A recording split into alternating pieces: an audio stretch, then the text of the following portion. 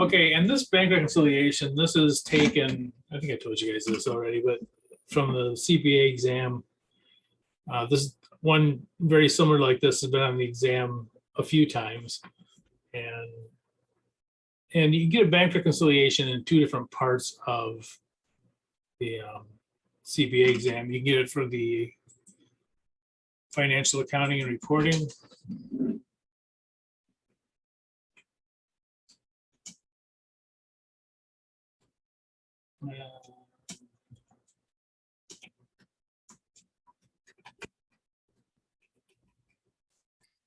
So you can get it on the auditing section.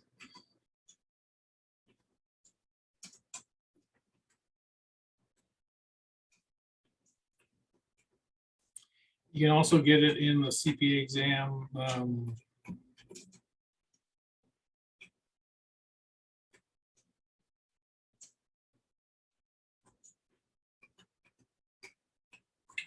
Go far. Financial accounting and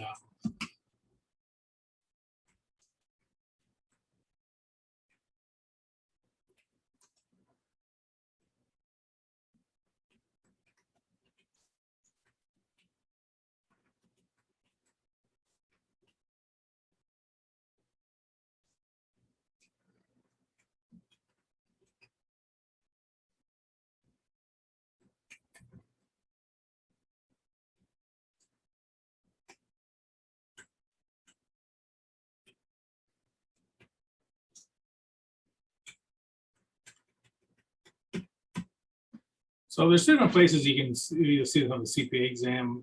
First is in the auditing section. You can get one of these, and so you can FAR, financial accounting and reporting section. So these are the two places where you actually can see these.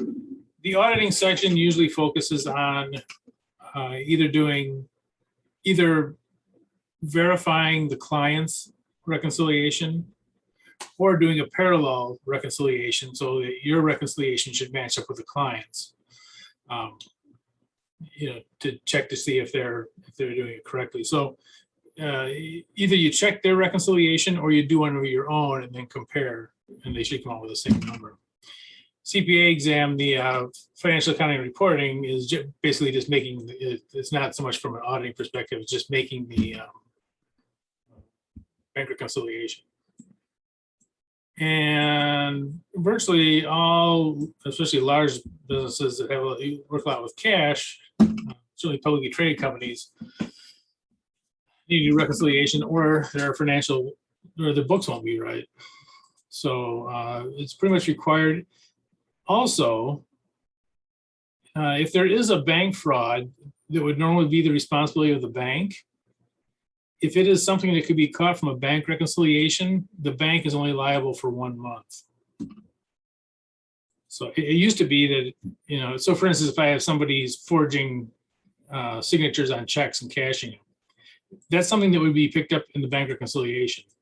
In the past, if they did that for 3 years, the bank would be responsible for 3 years of losses. Say that's not a valid signature.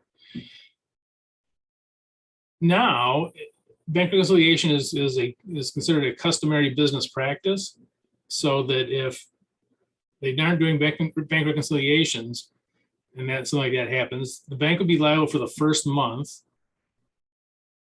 The second month, it should have been caught by a bank reconciliation, so they're only on the hook for 1 month, which is way different. So, anyway, so these are pretty much required for businesses' bank reconciliations. You can just catch, you catch problems with it. It's so and we're at a place where they, I'll say, I'm going to tell you a couple of bank reconciliation stories. I had one bank reconciliation story where they're completely idiotic. They said that the bank reconciliation had to be done on the first day of the month. They didn't get the bank statements till the 5th. So they would reconcile it because they're really, you have to get it done on the first day of the month. They would reconcile it to the previous month's bank statement. So this bank statement, it'd be literally like 5 pages long of outstanding checks. I thought, well, this can't be right. And then I realized what they were doing. This is crazy. But anyway, yeah, they were doing a bank reconciliation back to the previous month. So every check for the current month was considered an outstanding check. And, and it was a nightmare. You couldn't tell anything. It didn't do you any good. You couldn't know what was going on with it. I think I told you guys this, but that's where I found the $100,000 error in cash. And I gave it to the external auditor, and he looked at me like I was nuts. Like, who cares? It's $100,000 in cash. Yeah, all right, whatever. But anyway, so let's go to. Okay, and this is the kind of a two-step one, and it's the reason why this has been used several times, I think, is that it really encompasses pretty much everything. So this is the previous, this is the M bank reconciliation. It's probably on page 4. I think I skipped a couple pages or two. Okay, so this is the bank reconciliation from the previous month. So this balance per book down here, this is a corrected balance. So this is the balance per bank from the previous month. These are the deposits in transit and the outstanding checks. Now notice something. Notice that these deposits in transit and outstanding checks, these are going to be part of the deposit and checks that clear the bank the following month.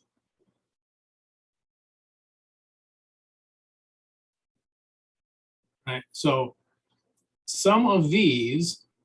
I'll say, I think the one that I have, the values are different. I don't know why. The M example? Yeah, so the balance per book, the one that I have is 29,000. I think you're on N. It should be one above that. There's another one. The previous one, there's 2 of them on there. And there's gonna be one on your test too. Yeah, I'm trying to record now. I'm checking. It might be on page 4 or 5, maybe. Maybe it's on page 5.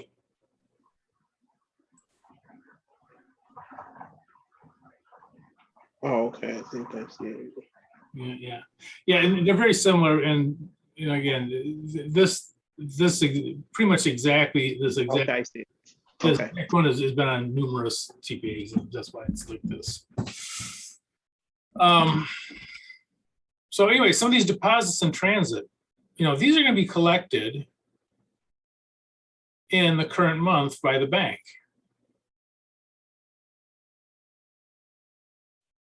So, of these deposits that the bank is counting down here, this 8,700, some of those, are going to be this 3,500. Right? These are the ones that were in transit at the end of March. April. Okay. So they're going to clear in April. Same with these outstanding checks. These outstanding checks will most likely be picked up in April. All right, so the question is, so of these amounts that the bank is collecting, how much of those are for the the current period? How much is going to be outstanding for the current period? So this is what we're going to look at now, and you have to do these before you can do the bank reconciliation. Okay, so let's take. I wish I had left more room for this. I think I'm going to start down here just to.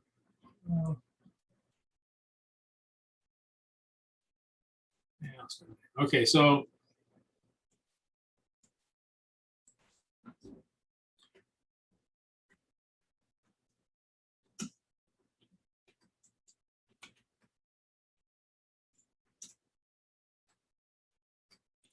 So the April bank deposits were, is it 8,700?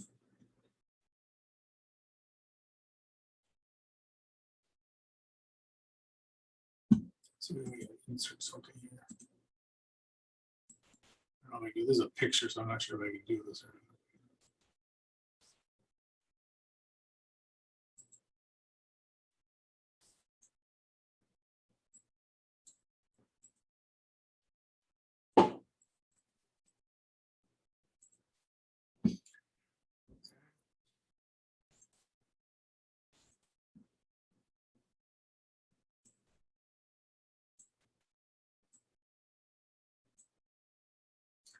All right, so for the bank, they show us that these are the deposits and these are the checks. So let's look at the deposits first. So 8,700.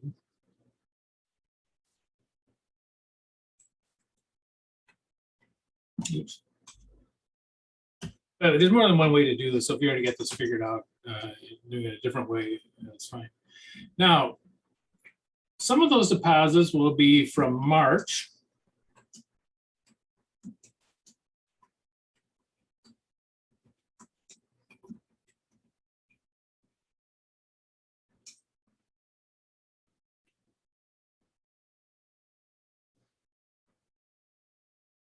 And some of those will be April deposits.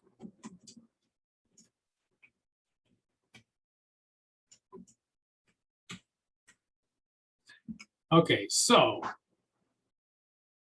the March deposits in transit were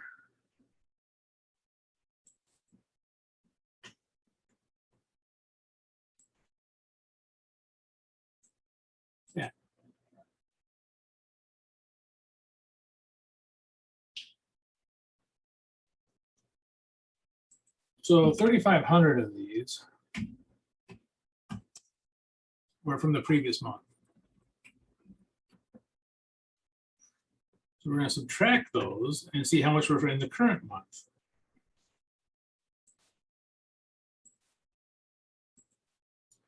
So of that 8,700, how much of those are for the current month?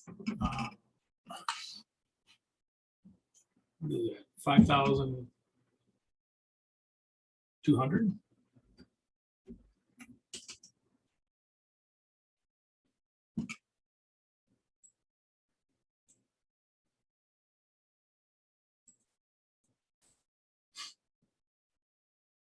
gonna stop right there. So does that make sense? In April, these deposits in transit are now, that. So we made the deposit, say on March 31st. The bank doesn't count them. Okay. Well, in April, those will definitely clear the bank. So of that $8,700 the bank collected, 3,500 of that was for the previous month. That was for March. I should say these are April book deposits.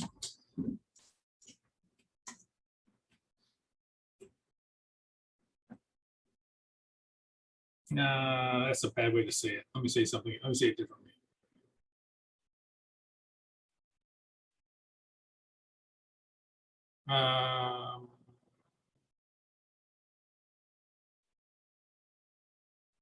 April deposits clearing the bank.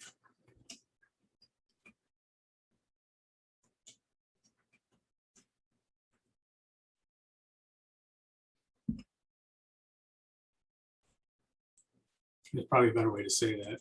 If somebody has a better way on.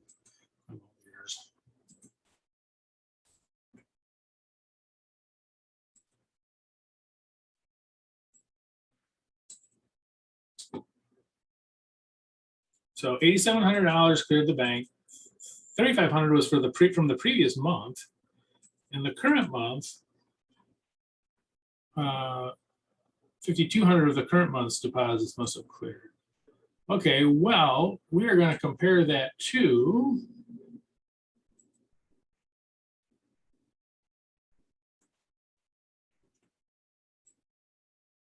change the color here because this is not the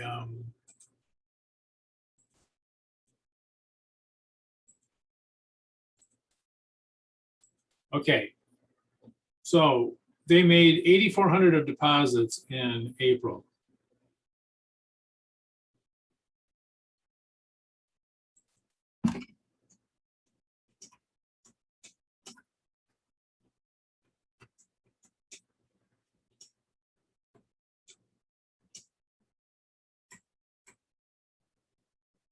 What did I say it was? 8,400? 8,400. I've been in meetings all day. It's just it's like Zoom meetings. I've been sitting in this exact chair all day. All right, so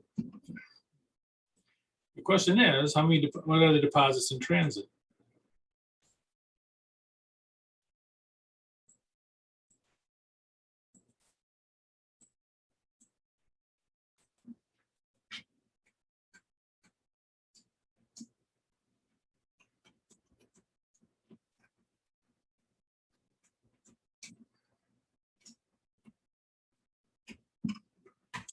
So it's gonna be the difference between those two. So 8,400 minus 5,200.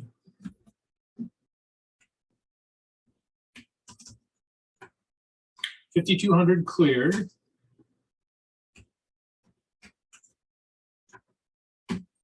Equals some number.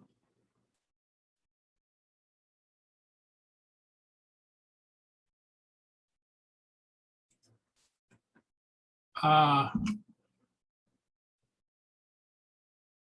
3,200. It's 3,200.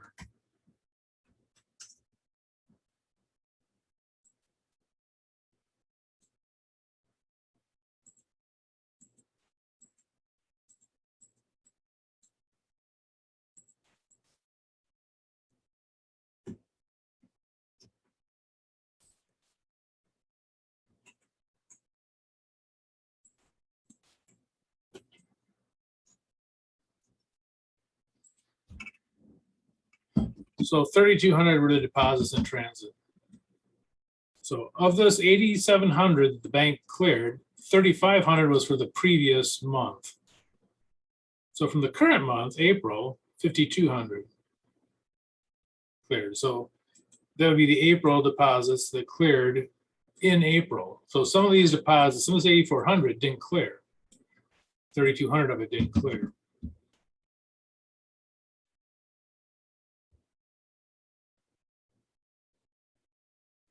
Question on that? And we need to do the same thing for the other one. Okay, so the checks per bank was 9,100.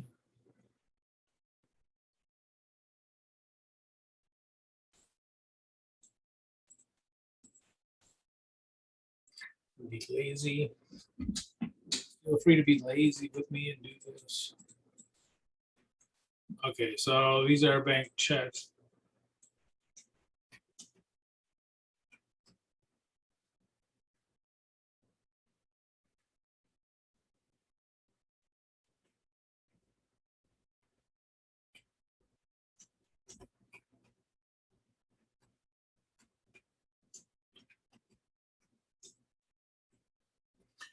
Okay, so the April checks were 9,100. The outstanding checks were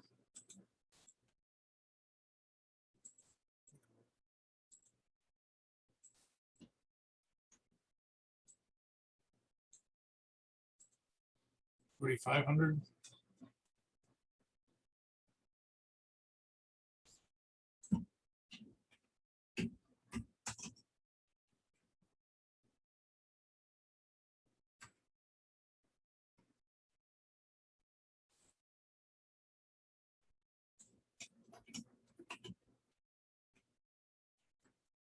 Um, 4,600.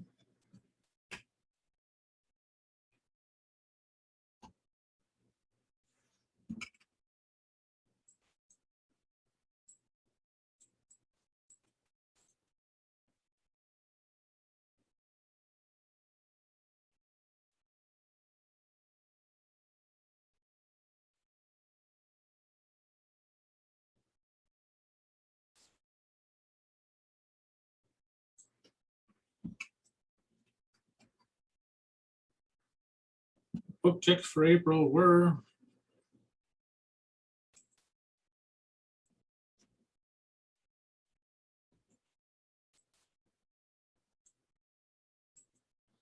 $9,200.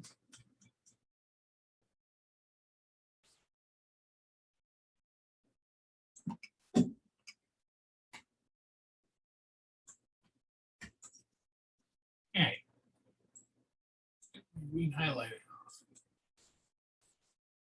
off. Okay, so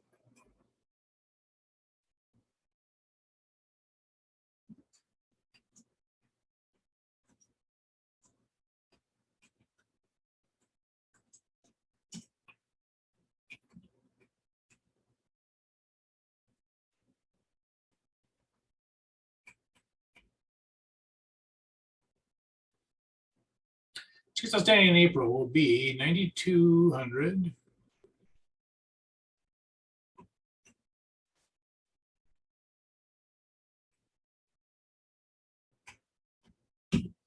Minus 4,600 equals.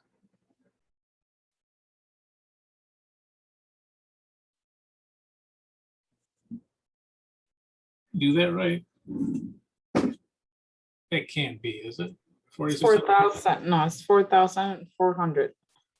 Right? No, hold on, I made it wrong too. Shit. We used to be able to do this. So 9,100 minus 4,500. 4,600. The same. Darn it. Okay, that's an unhappy coincidence.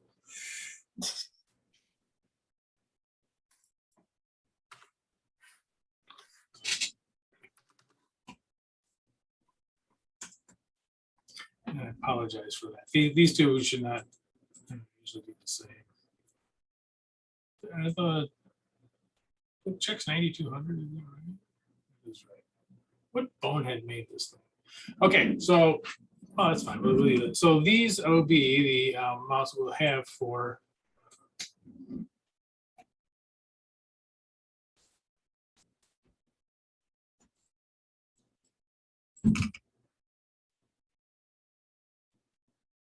so the deposits and trans. By the way, there's other ways to think about this. So if you came up with 3,200 and the 4,600, be careful on the 4,600 because this is I'm not sure what I was thinking there. Anyway. So, but anyway, these would be the two deposit and transit outstanding checks.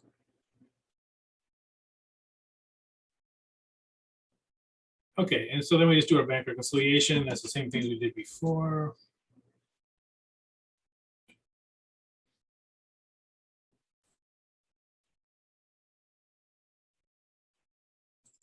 Okay, so balance per bank.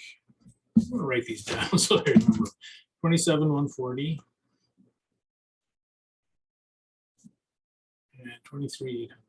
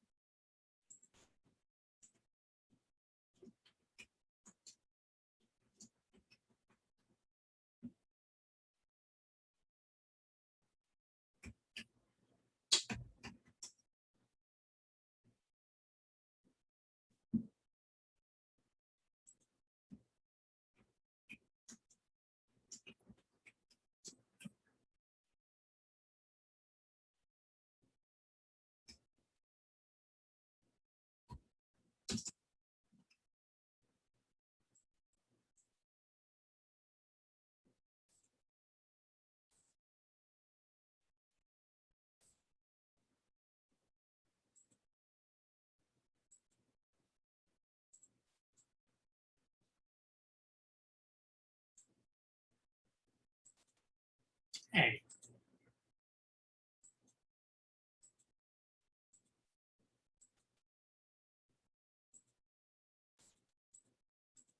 Okay. I didn't format these very well, obviously. Okay, so the bank balance. So let's do the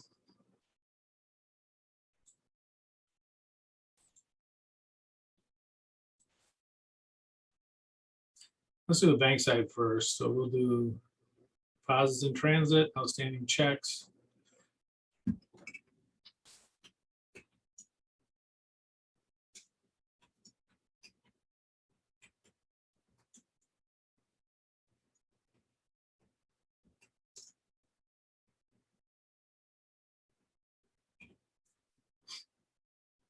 So deposit in transit was plus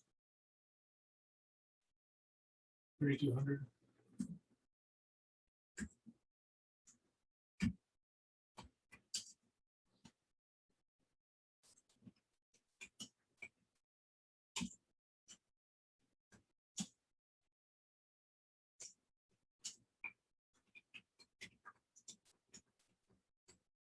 Outstanding checks, which unfortunately is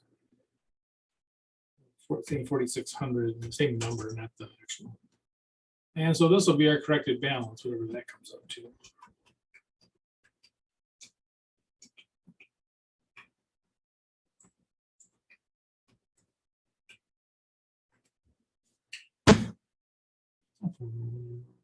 Time for a calculator cam.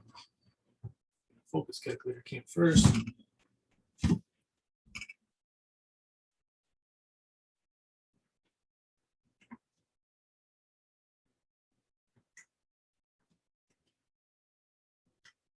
Oops.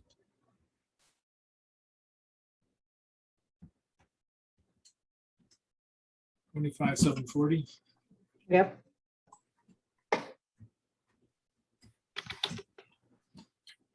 And we're gonna do the same thing over here.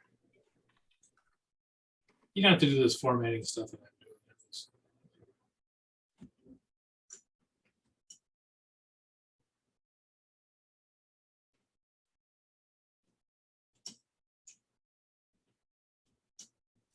All right. Well, we have some of this other stuff here. Note collected 2,500, service charge 60. Write these down so I can keep going back and forth. 2,500.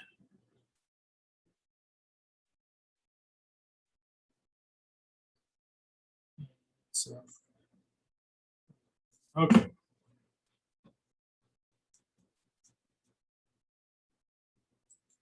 Okay, so we are going to add our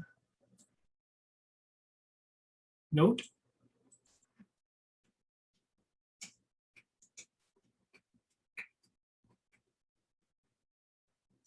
I doubt no collections happen all that often, but they happen frequently on the CPA and in other accounting and in accounting classes. Okay, so last we have our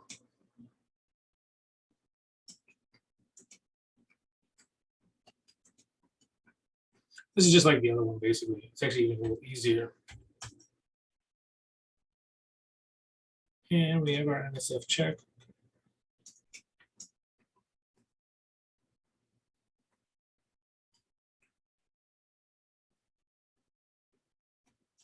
NSF check is a customer check that we thought was good, but it wasn't.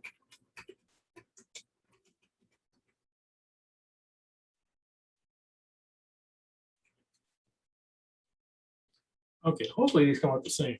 That would be cool.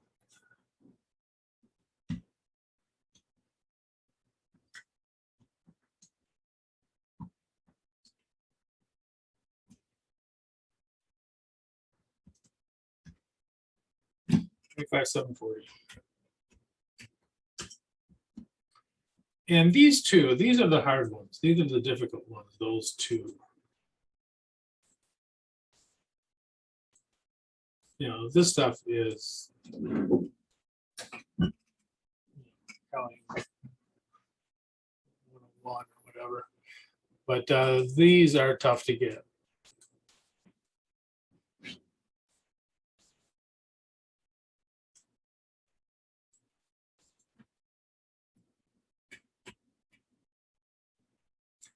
Okay, you guys want to try one on your own? No, actually, maybe I'll give that one for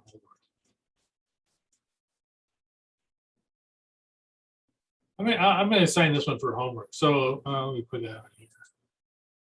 What is that? Problem N.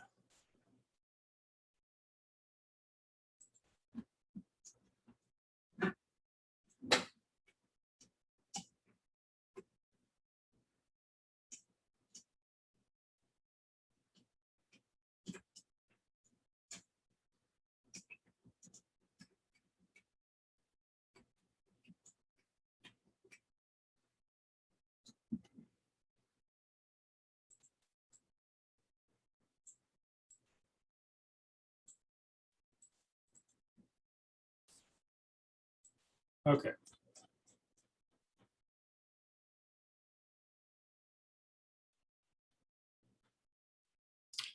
Okay, this next one is a cut-off bank statement example.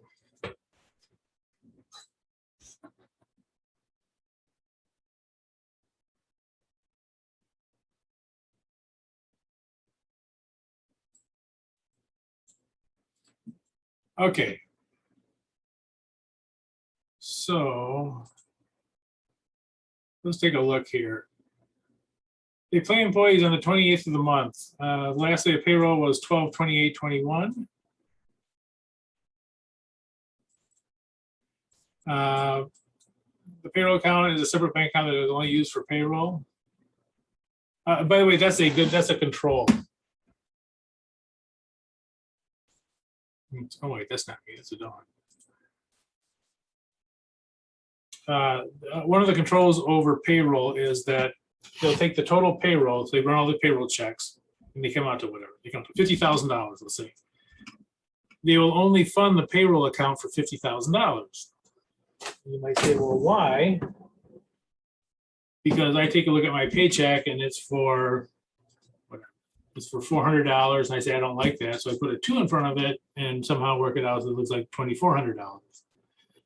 If they only fund it for the exact amount, it catches that. It'll catch that somebody is manipulating the checks or doing whatever, altering them. So there is a control that if you run the payroll, say it's $50,000, you only fund that account for $50,000. So that's actually a good thing, and oftentimes it's used. Now these are the outstanding checks. Okay. And this is the cutoff bank statement. So this is actually from the cutoff bank statement. Now you'd think that these checks would clear. Looking at these checks, before you even get to the cutoff bank statement, what looks strange about them? There's one that looks strange.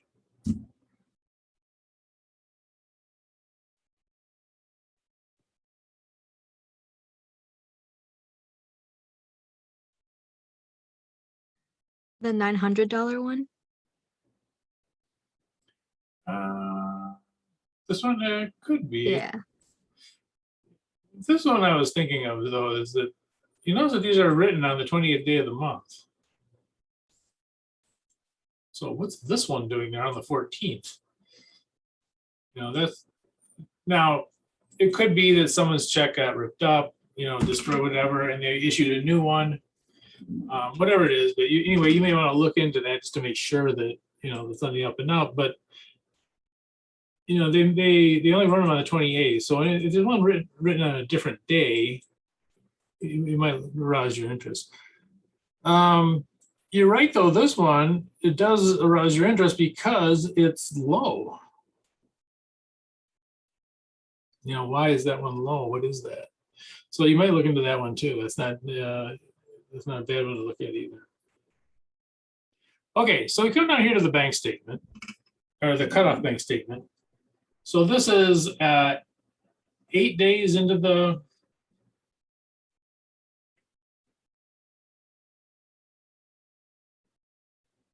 thing, the end of the month.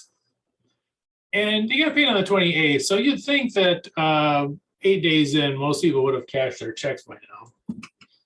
And so what we're going to do is just go through and kind of check off the ones that have been collected. Okay, so we have this 15,000 or 1568. There's that strange one.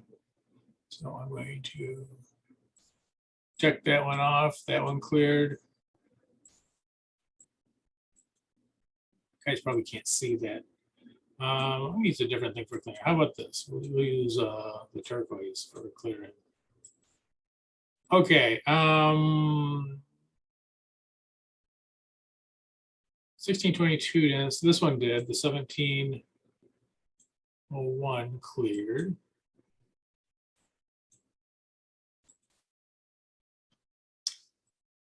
$1622 cleared. 9352 cleared, or 52, yeah.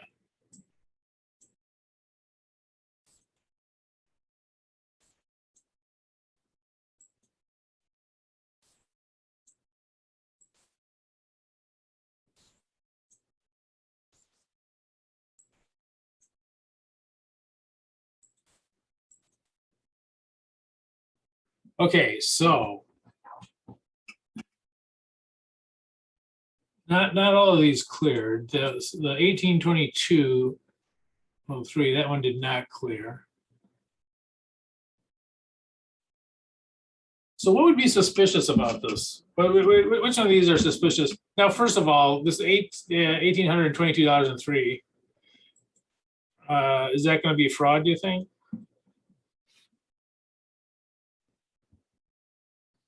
Probably not. Probably someone just hasn't deposited yet, or whatever it is. People just forget to deposit checks sometimes. I worked with a woman who was a teacher at a university, but her family was very wealthy, and they had to keep reminding her, look, you got to pick up your paycheck. She just never picked up her paycheck. Didn't need to. That's wasn't why she was there. So anyway, sometimes you run into those strange situations, but not all of these are going to clear. It's not that every one of these have to clear. You may check and see that they actually wrote it and the person actually got it, but for the most part, there's actually something very interesting about this cutoff bank statement. What is it?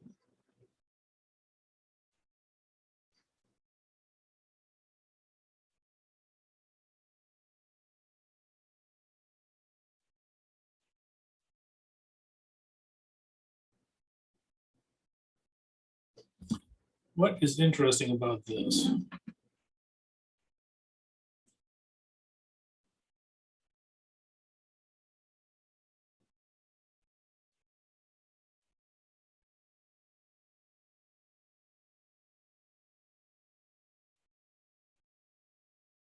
Anyone?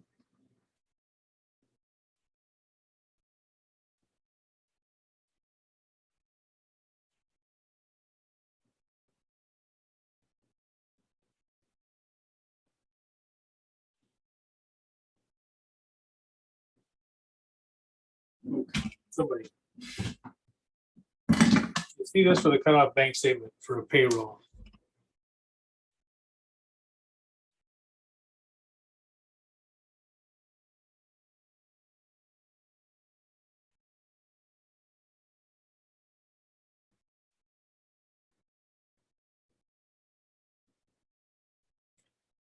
These down here.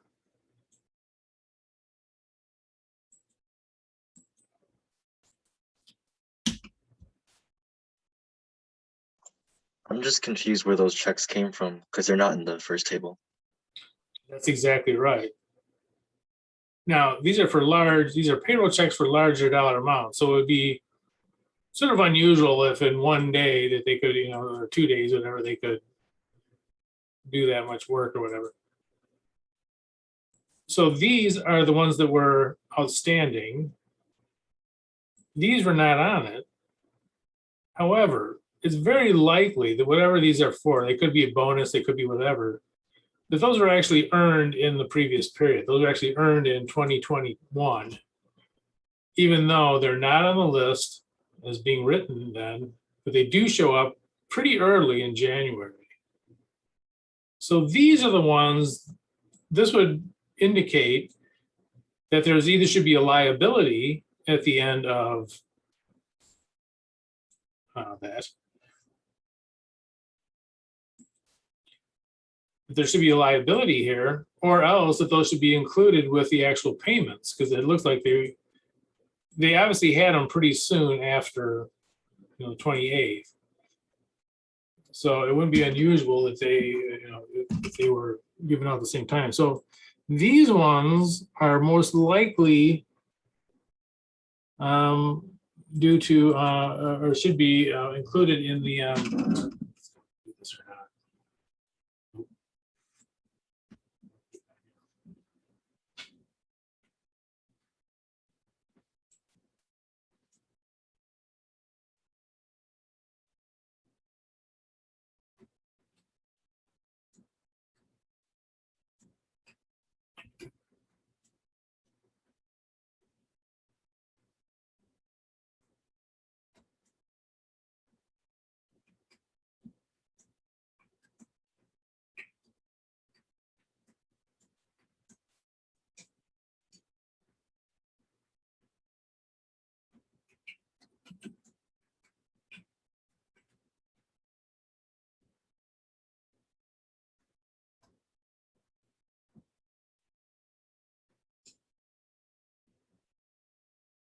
now.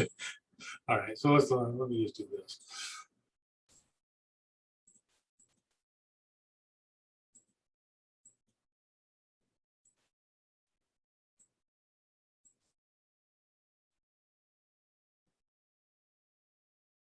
So either they should have been written on December 28th, or it's likely that there would be a liability. This is what is be a likely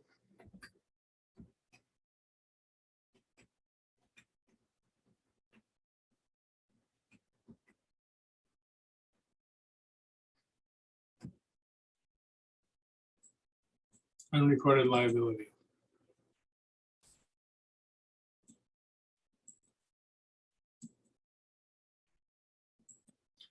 Okay, so I mean, if they set up a liability for these in December, December or whatever, that's and an expense. So we're going to go to liability and expense.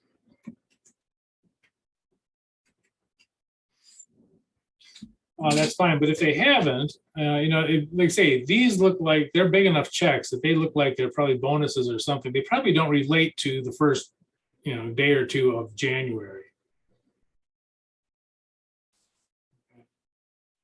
So this is why we do the cutoff bank statement to find stuff like this. So this is an unrecorded likely be an unrecorded liability.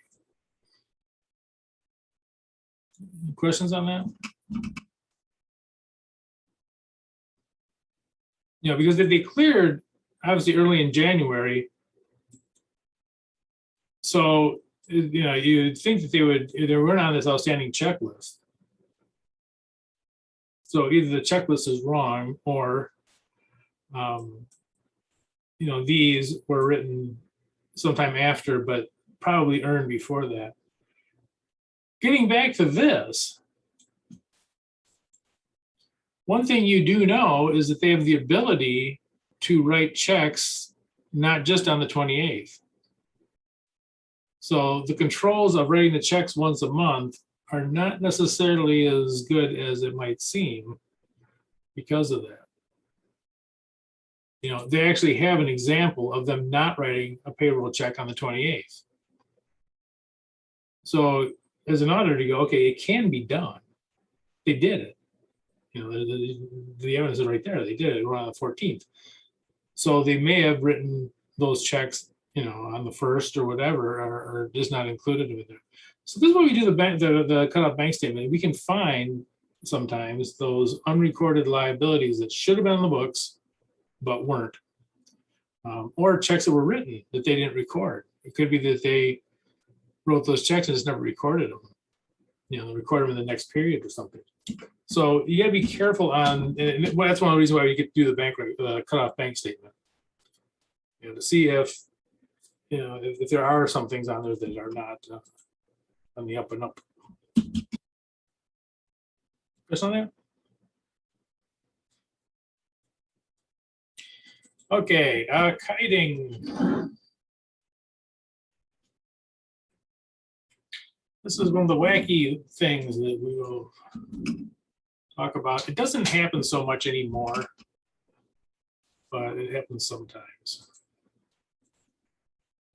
And kiting.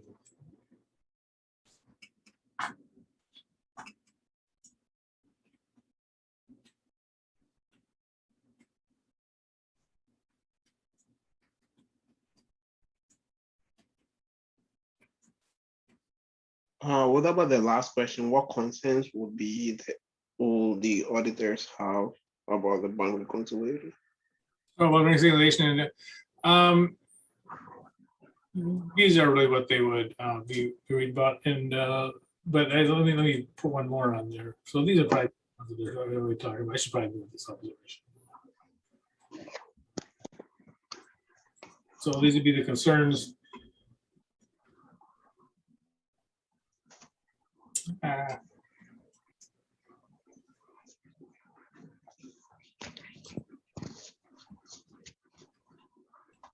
I'll clean these up in a second. Hey, okay, clean them now.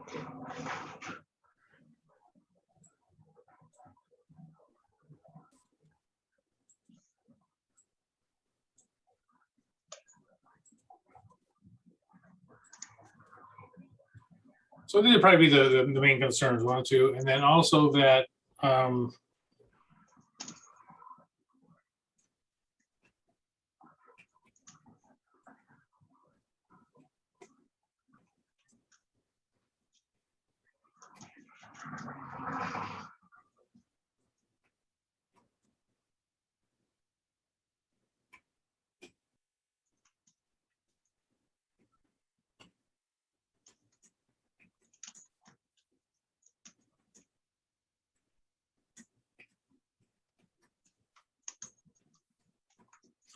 another thing too, and I'll throw this on there also, is that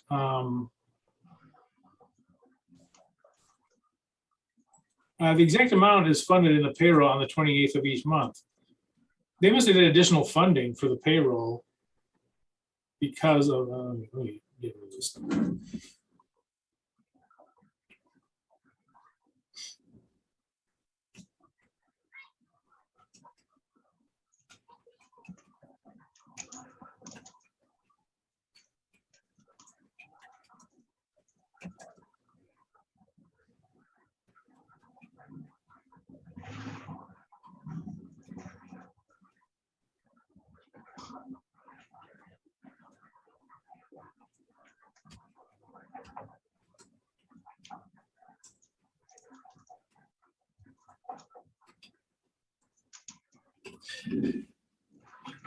Additional funding must have been done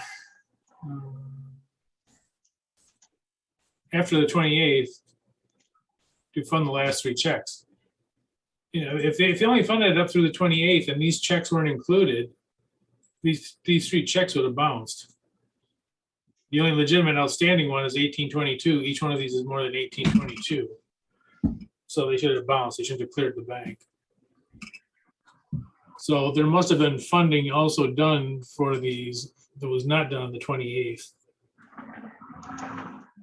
So that they have quite a, you know, this guy actually kind of highlights some control issues that they would have. And again, you have evidence that they can write these at different times. They also must be funding them at different times too. So that control is not what it should be. So the 3 checks are probably included in the financial statements, likely unrecorded liability and an expense, salary expense or bonus expense or whatever it is. Checks are written on other days other than the 28th of each month. You have evidence of that. And additional funding must have been completed after 12/28 to fund the last 3 checks, whenever they were written. Or they would have bounced. There should be only $1,820.03. That's all that should be in that account. If these all cleared, there must be more money being put in to do it. So this isn't a oopsie daisy, we forgot to do something. This is, so it took a few steps to do. Okay. Kiting is using the check float time.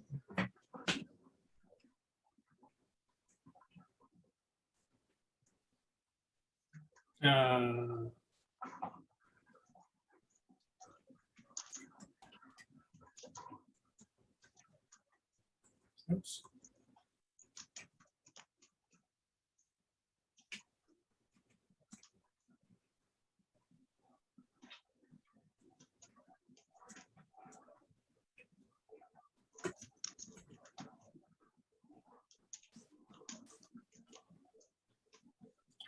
Okay.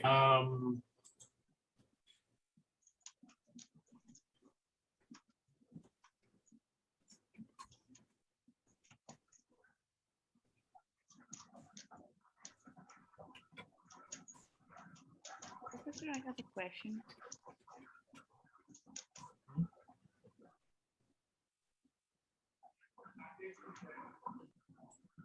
Okay, transfer between cash accounts, and I'll give you an example here in a second.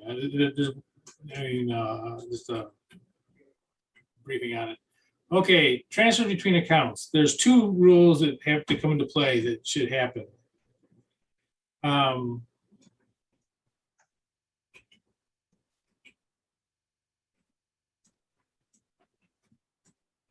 journal entries are cash transfers.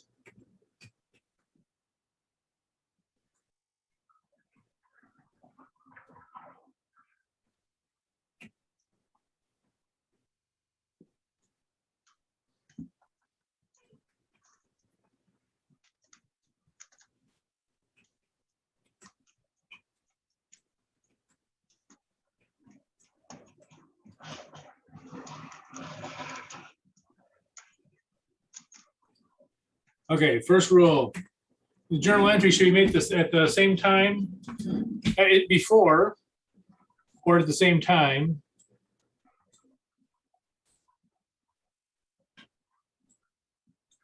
as the transfer. And I'll show you why we do that in a second.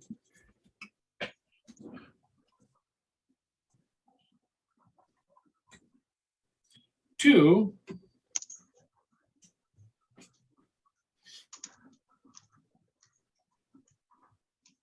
cash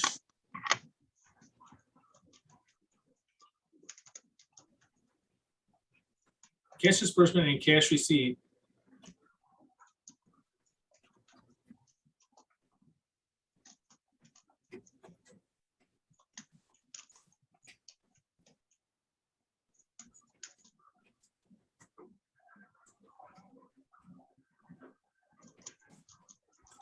should be recorded in the same period.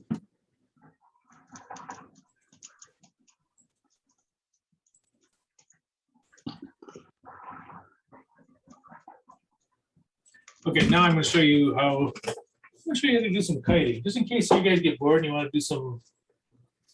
Want to do a little fraud? How do you do it? Oh, that's what I'm here for. Okay, so basically, the definition of kiting, though, is to use bank float. Float is the time it takes a check from the time you write it until it clears. There's a time lag there, right? So you write a check and maybe it takes 3 or 4 days to clear, or whatever it is. So it takes a longer time to clear. Okay, well, if you're a fraudster, which is my favorite word in the world, but fraudster, you say, okay, I want to commit a fraud. How do you do it?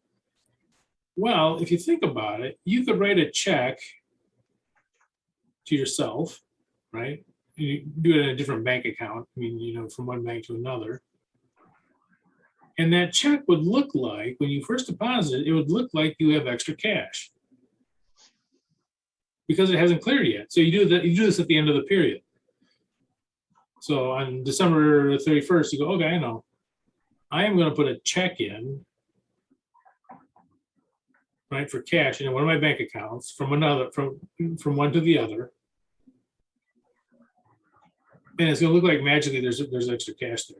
And then how do I account for it? Well, that's, that also comes into play. So it's sort of like this. I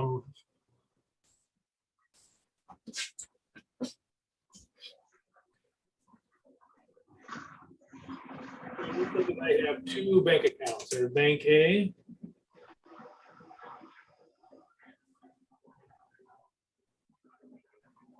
I know you want to think I'm going to put Bank B, but I'm going to pay Bank C just because.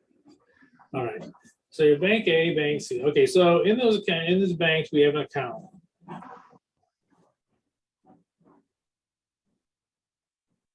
And let's say we have 20,000 here. And cash of, say, 5,000 here.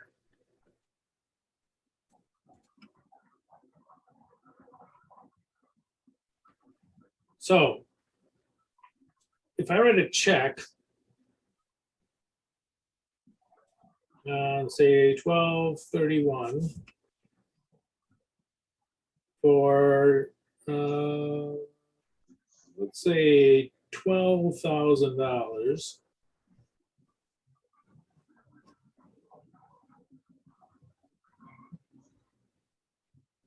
I write it from Bank A, on Bank A account, and I deposit it in the Bank C account.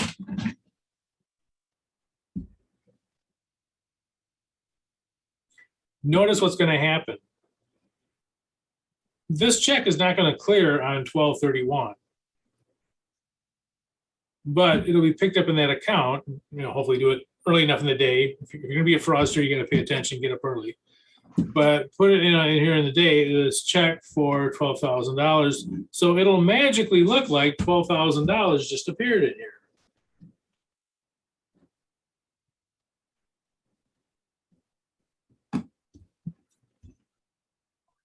At this point, nobody knows that this check has come out of Bank A. So it looks like instead of 25,000, you got 37,000 in the accounts, in your cash accounts. And nobody's going to know that this is cleared for a couple of days. Okay, so this is what they call kiting. So this is, you write a check to make it look like, there's more money in there than there is. Now, you say, okay, why can you do it? There's actually two different scenarios as to something wrong here. There's two different scenarios for doing kiting. You can try to be covering up for either a fraud or a loss.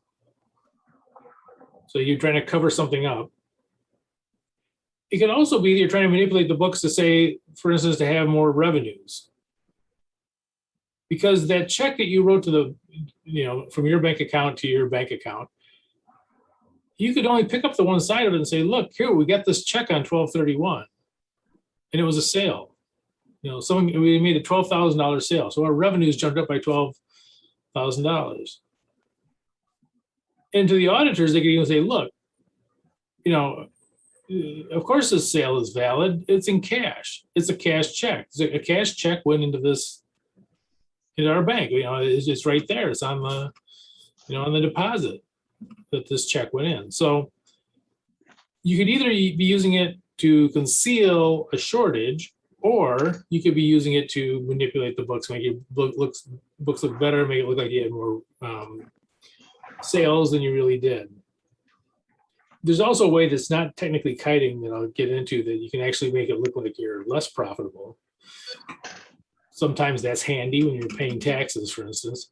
But anyway, so this is to make it look like you have more cash than you really have.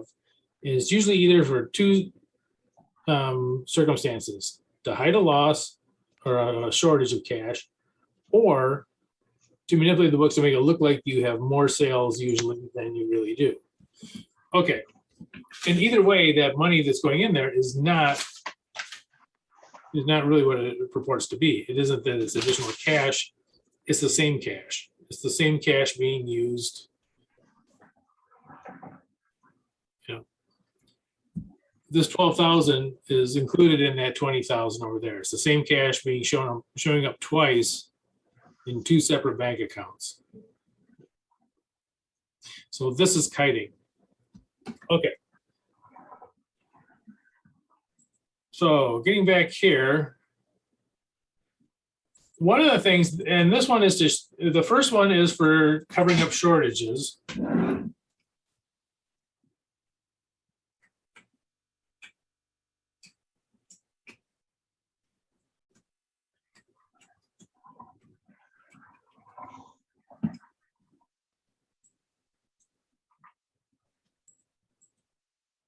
So it could be that you can't see what I'm doing. I'm an idiot. Let me try this again. The first one here is for to cover up cash shortages. Because what you do with this one is you record it after the end of the year. Just did something.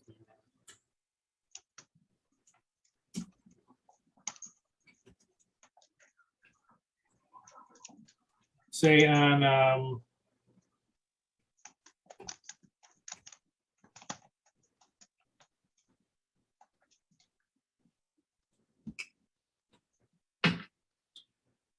okay, so let me write this over. So check written, I should say deposited.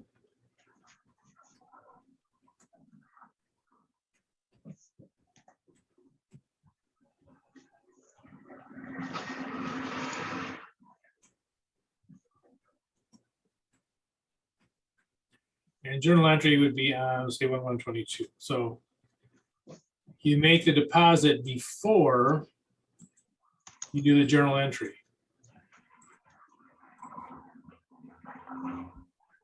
And again, notice what would happen. Magically, $1,000 appears in that account. There's no check for it yet.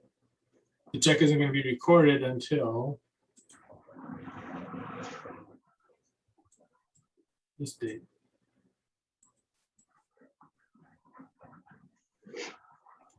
This one is a little bit trickier, and that is we might do it in two separate things. This is to make yourself look better to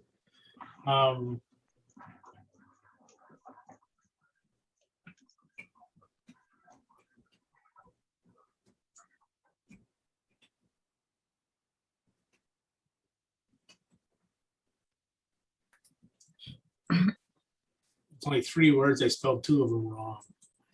All right, fraudulently increased sales.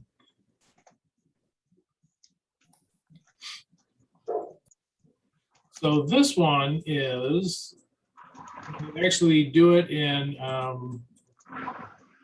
2 different entries. So you'll say, okay, we have cash.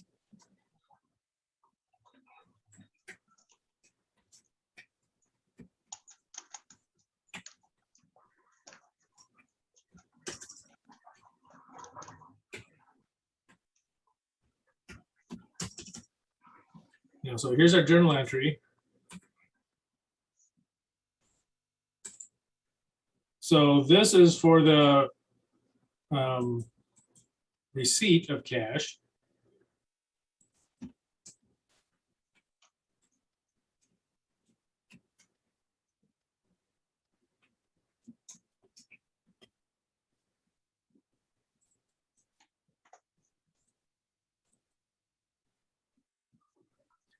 And then you say, okay, well, wait a minute. This check is going to clear the next month, right? Oops.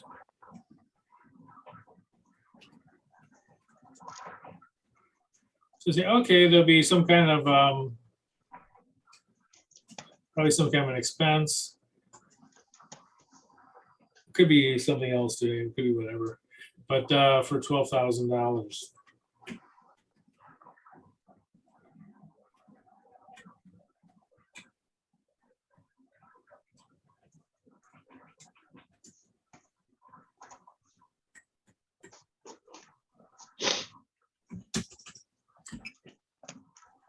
So this is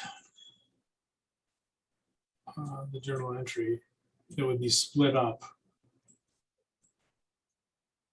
So you say, oh, look at that. We got the sale at the end of the period. You can't argue with it. It's cash. It's in the bank. Can't be fraudulent. There's cash. It's, it's a cash one. And this one, by the way, this one up here would look like this. Oh, I didn't put dates here. Put dates here. So this would be made on 12/21.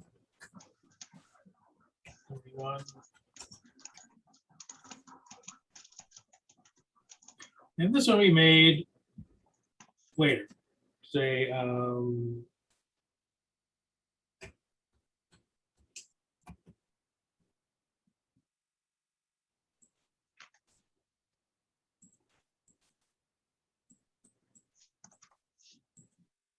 so we're going to pick up the revenue in 2021, and the other side, we'll leave that for the next period. This one up here would look like this. It would be cash. Well, let's put a date on it. Oops, not that date.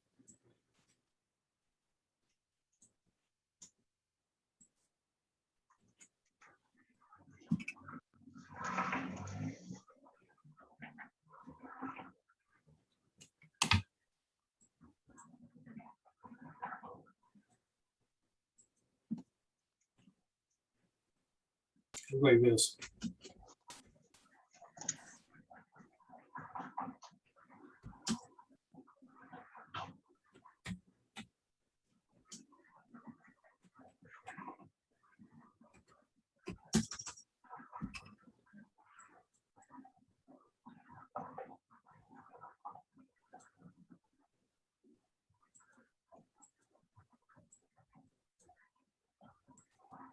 So this first one, they made the cash from transfer from one account to another would be made in the same period.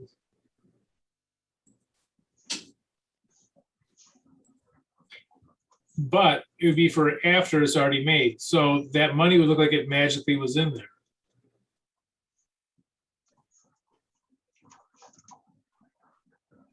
The second one is we're trying to make ourselves look better.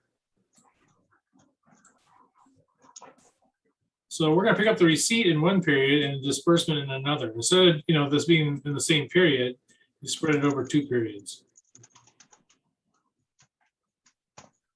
So the second one would look like this. You know, from this bank, you'd have the cash and the revenue immediately on 12/31.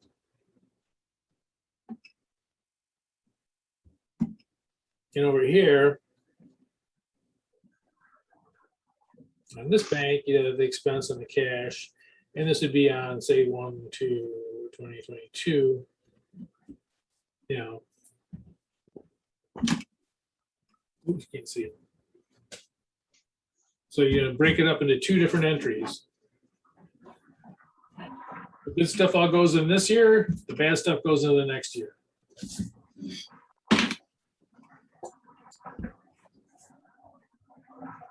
All right. Let's see. Okay. So schedule of bank transfers. So these are the 2 rules. I'll get the 2 rules down closer to us.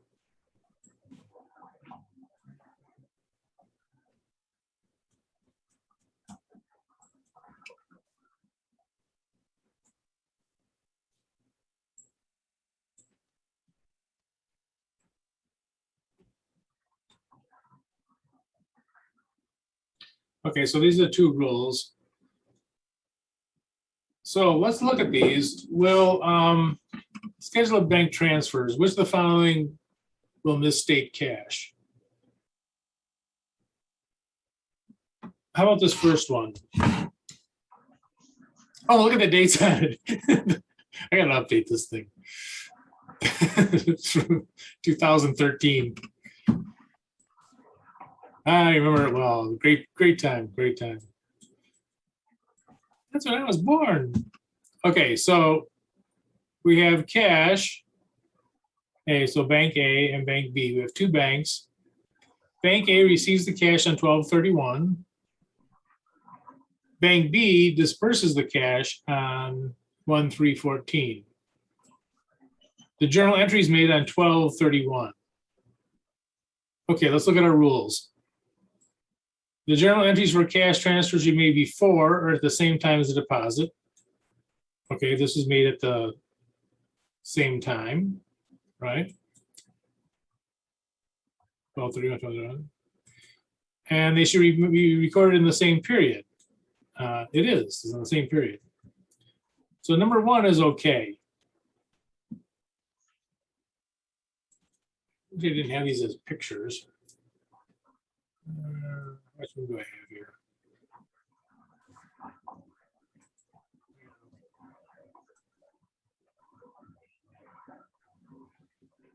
Okay, so I'll put it up here.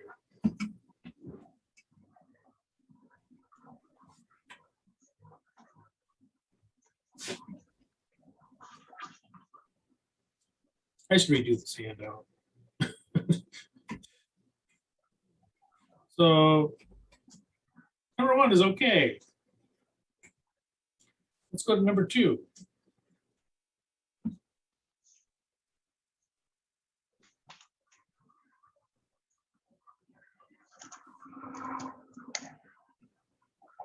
Is number 2 okay or not? What do you think?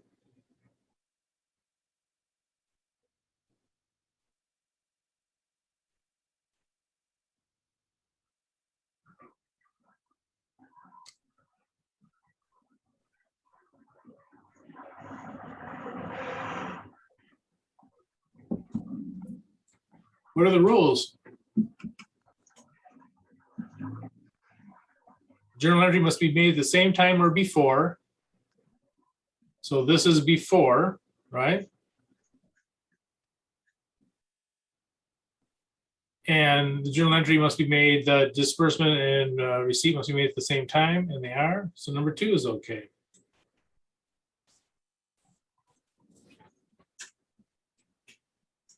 Oops. Yes.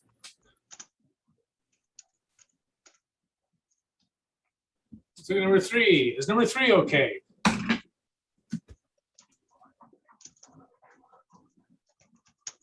I'll give you a hint, it isn't. Why? Why is number 3 not okay? The date for the bank A statement is before the date on the journal entry. Exactly. This would look like $10,000 magically appeared on 12/31. Because they didn't write the journal entry for this until the 1st. So this $10,000 with like an extra 10,000, this would cover up a shortage. So this would be covering up a shortage.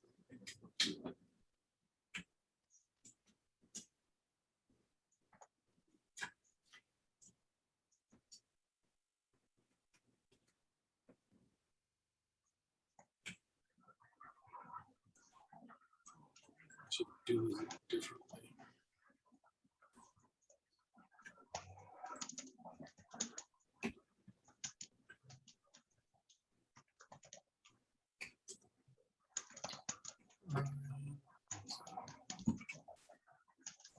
Oh my gosh, is it 7:15 already? What have I been doing? I'm sorry, guys. Well, we'll finish this up and then we'll do something else quickly. All right, number 4. Well, number 4, you look at this and you go, okay, this is already a mess, right? It's the same check and they're recording it at 2 different times.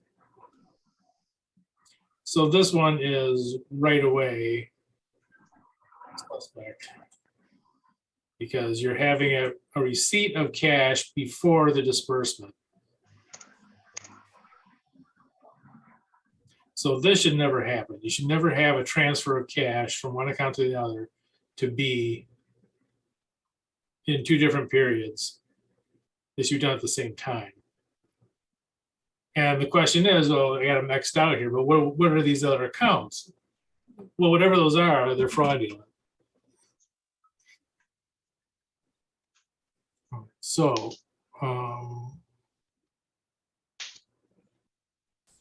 number 4.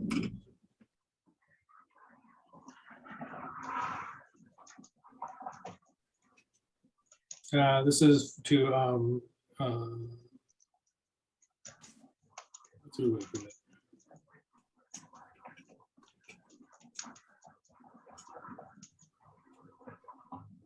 so financial statement fraud, I should say.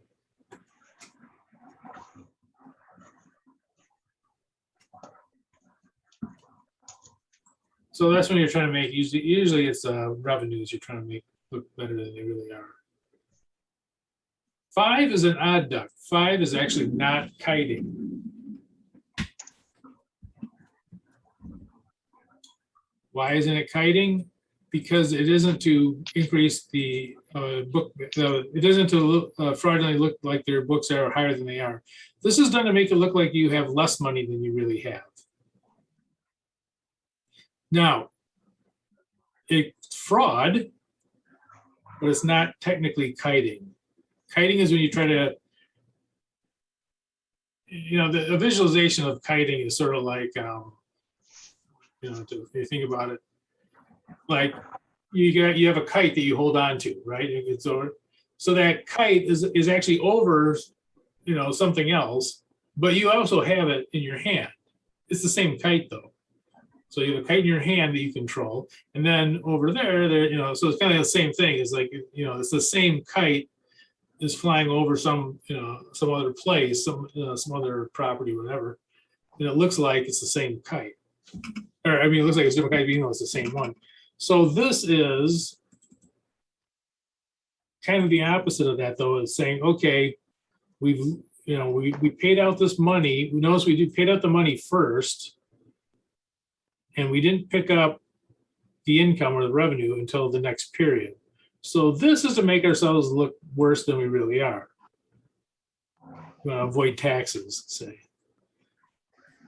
So number 5, oops.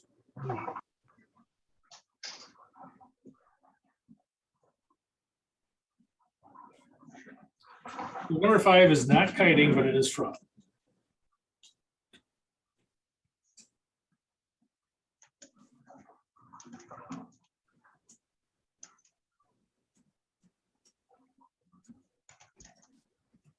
I've seen CPA questions on that, by the way.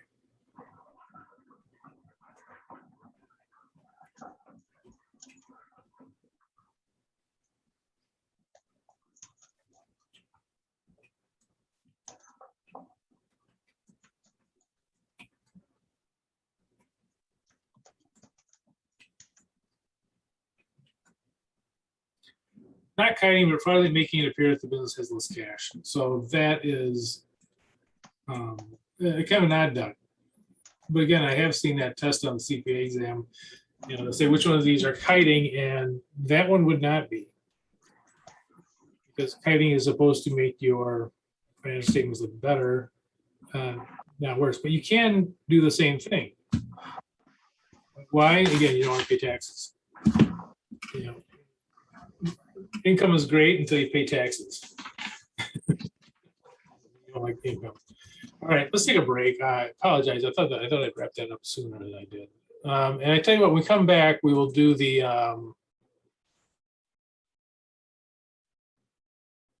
monetary unit sampling. We'll kind of go through that number 6. See what we came up with.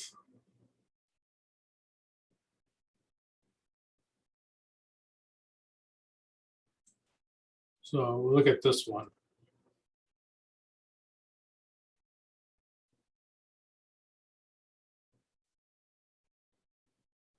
Okay, so let's go. Let's say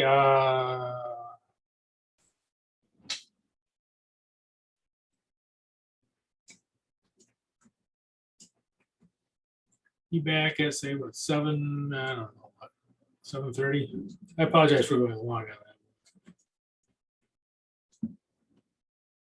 Okay. When we come back, we'll do this. It's great. You guys can't see what I'm doing again. I'm so sorry. I've been in these stupid meetings all day and my mind is gone. All right. So when we come back, we'll do this one.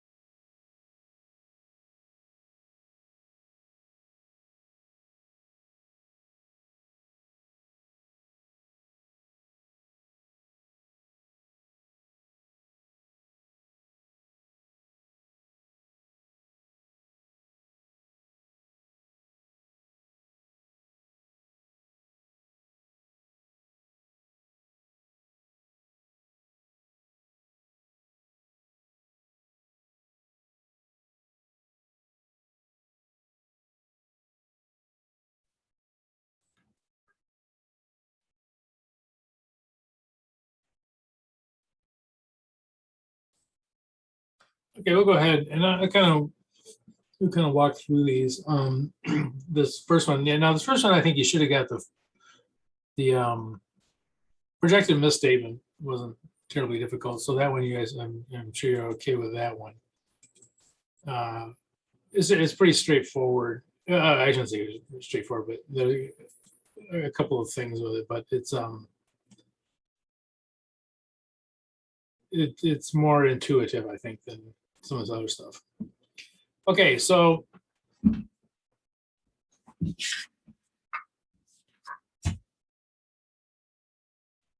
138 misstatement is the most likely amount, our best estimate of what this thing's off by. So like this. Move it up a little bit.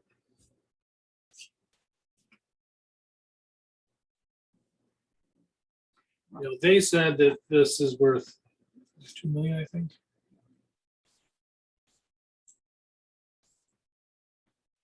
$2 million. Okay. So they say the total book value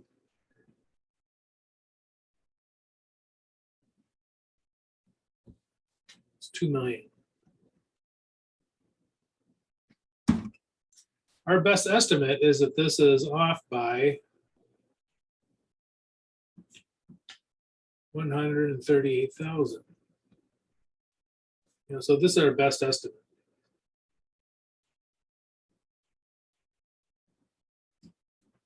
So if you say, what is it off by? Our best estimate is off by 138,000.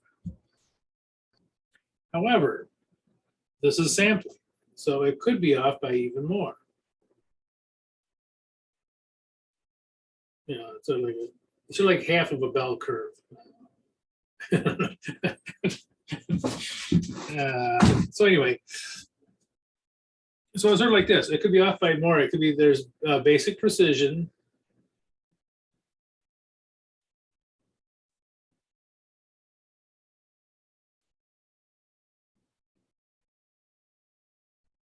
Incremental allowance.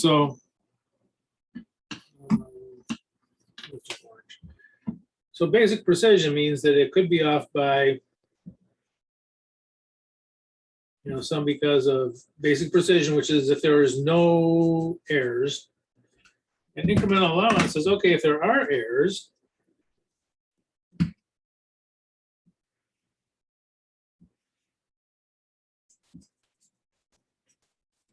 it means it could be up by even more. So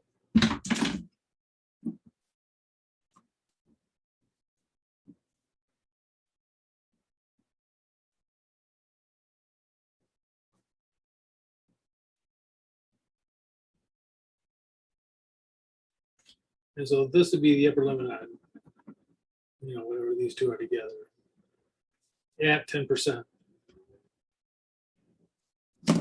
Well, upper street, you can't see it at 10%. So this is our best estimate, but this is a sample. It's only good for overstatements, so it's only going to go this way. And you know, basic precision incremental allowance will increase that amount that it could be off by. You know, if it was just, if there weren't any errors, you know, it'd just be off by whatever the basic precision is. But if there are, then we have to.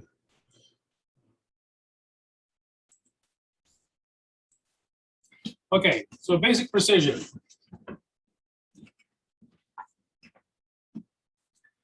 So basic precision is a sampling interval, which is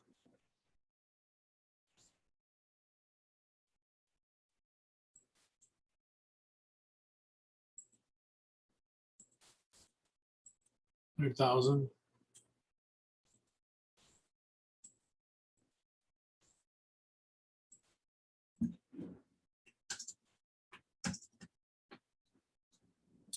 Times reliability factor at 0 statements. So we look at our table. This is at 10%.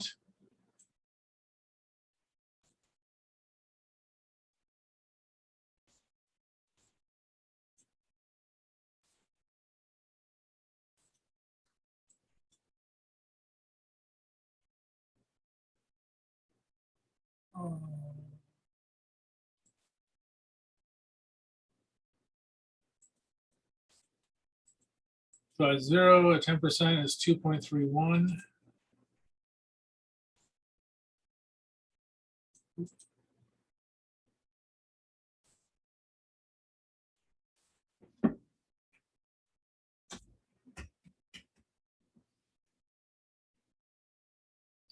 So our basic precision is 231,000.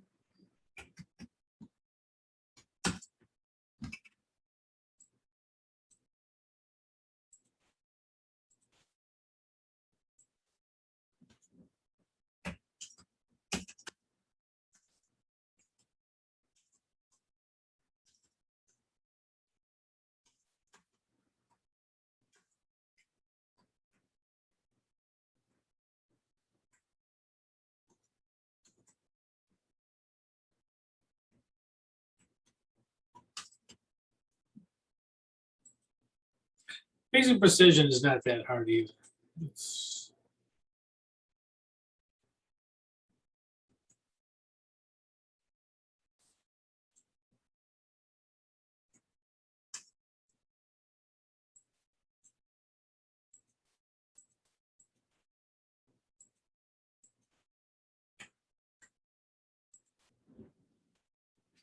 now for the wackiest one.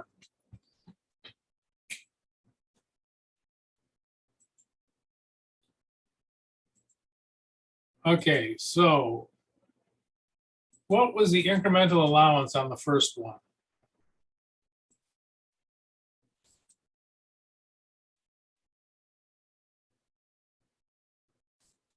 Anyone?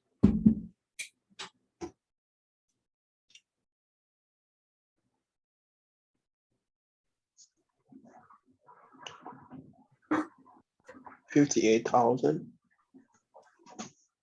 Yes. So the incremental allowance, remember we go from the first to the second one. I'll do it on here.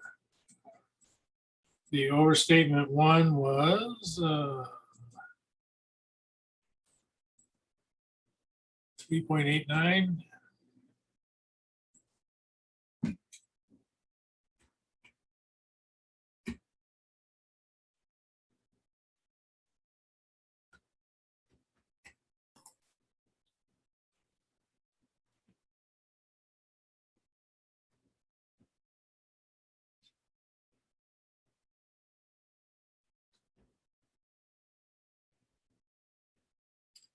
Equals 0.55.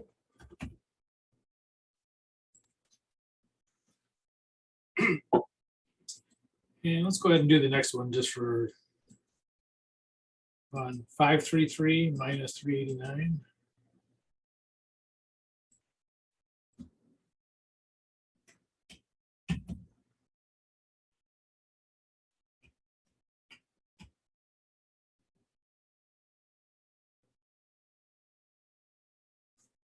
It's 0.58. 0.58. 58. No 55. Oh, yeah, okay, right. Okay, yeah. Thank you. So 155, and this one would be 33 plus 11, 44. 44. 0.44. Okay, so this is the incremental. Now, going back to our problem here.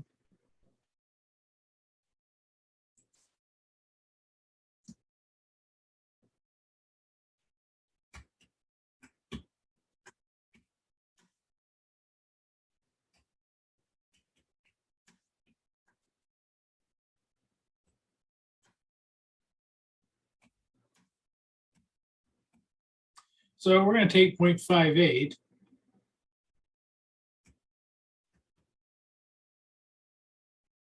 Times, and you said it correctly. The largest projected misstatement that we're going to take for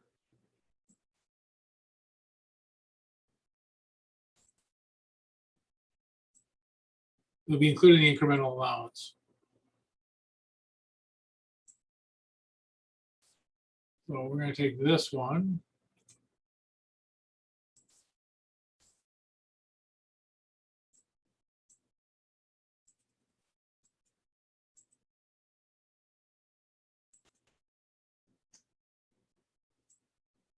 and this one down here. Now we always take the largest one first. So 10,000, excuse me, 100,000.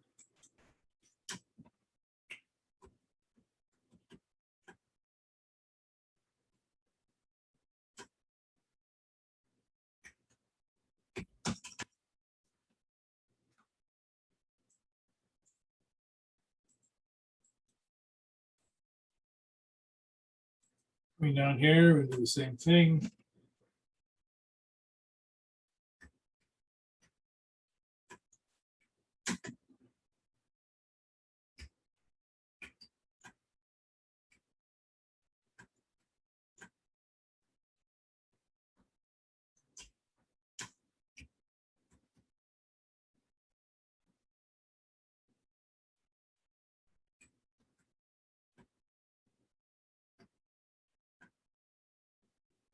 The 25,000? Yeah.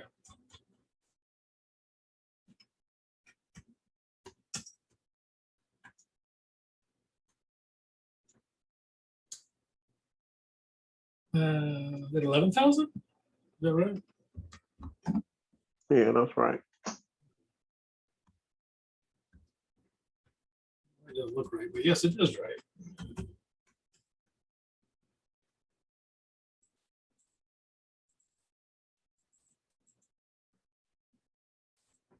$69,000. So this would be the incremental allowance. And notice that it is directly related to how big the errors are. The larger the error, the more it's off by.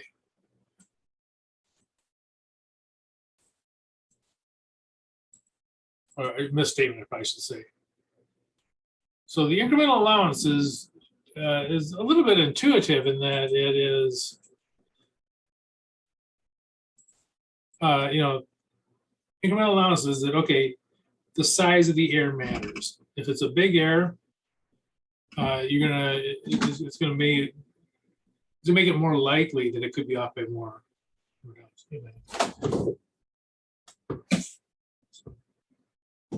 Backing things down. So the larger the misstatements that you do find, the larger of the incremental allowance. Now, also notice though, if you don't have any misstatements, there's no incremental allowance. There's still be the basic precision because it's still a sample, but there would not be that incremental allowance that would, that adds whatever 69,000 onto this thing.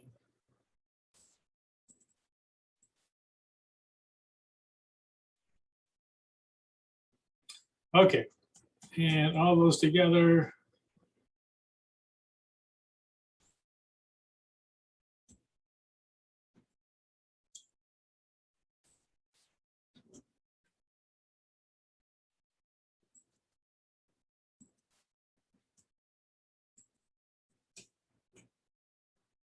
I'm just kind of on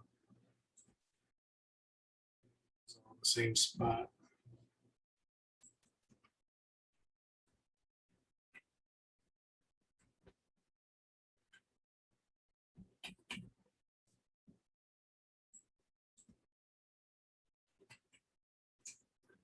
Okay, and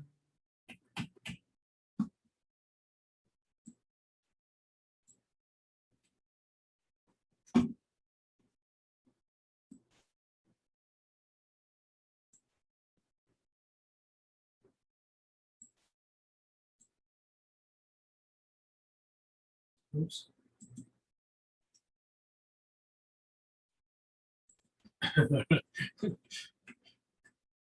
This should not have taken this long, again. What was that guy doing?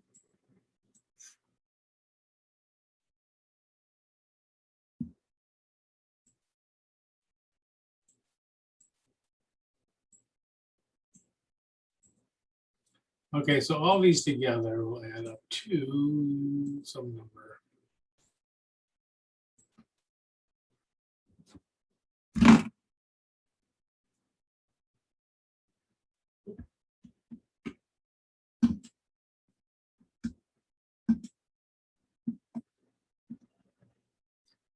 438,000. Yeah, that's right. Oops, that's not a dollar sign. Oh. Okay, so this is our upper limit. So, this is what we're saying at 10%.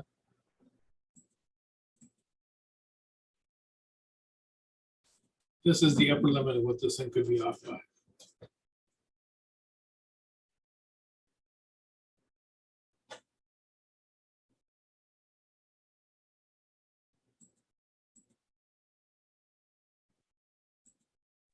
Wait, just one question. For this problem, why didn't we do the 3 over the next line? This one, Yeah. we don't have there was only 2 of them that were in the incremental allowance. Oh, okay. Yeah. Now, if there would have been a third, if this one wouldn't have been the goofy cover the entire interval, we would have done that one. But because that one can't get any worse, yeah. Oh, okay. I got it. All right. Thank you. Okay, so this, so basically, I wish this was better. I didn't write this very well. So what they're saying is that this, our best estimate is it's off by 138,000, but it could be off by as much as 438,000. And so this is what we would use to determine whether we want to accept it or not. This is our best estimate, but again, we're taking a sample, so at 10%, it could be off by as much as 438,000. Now, it's only worth 2 million in the first place, so this is probably not good. And if you look at our kind of the example here, it's kind of severe. This whole 100,000 interval is off. So, actual off by 13,000 for this one and so on. So this one is going to be tough anyways for them, but yeah, so this is up by quite a bit.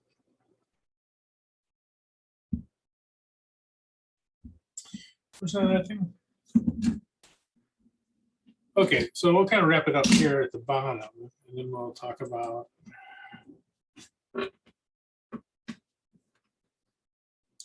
advantages and disadvantages. So monitoring unit sampling is what we just did, obviously.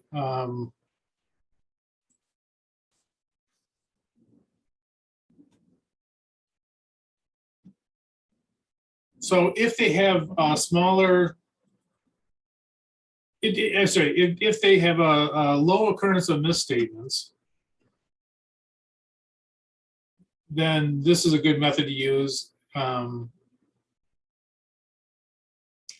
Automatic stratification of the sample. And we talked about this before. Oops, that's not me. We talked about this before, that the larger it is, the more likely it's going to get caught. To such an extent that if they cook the books enough, it's guaranteed to get caught. If it goes over the interval, it's going to get caught. So it automatically stratifies the sample and says, okay, the bigger ones are worth more than the littler ones. And it does that automatically. And it does it in proportion to the size of it. So something that is, has a value of $500 versus something that has a value of 5,000. The one that has 5,000 is proportionally 10 times more likely to get picked. So it automatically kind of slides the scale to say, okay, for the dollars, this one's more likely to be picked. So it automatically stratifies the sample. So okay, the bigger ones are more likely to get picked. But this is important too, though. It doesn't say that the little ones can't be picked. They can. It's just they're less likely to be picked. So, will you get ones that are for $10? Yeah, probably. But there'll be a lot fewer of those than there are for the ones that say $10,000. Okay. I know you wouldn't think it by going through it, but it generally is easier to use in FAFSA sampling. It's much easier to pick the sample. You don't have to use a random number table.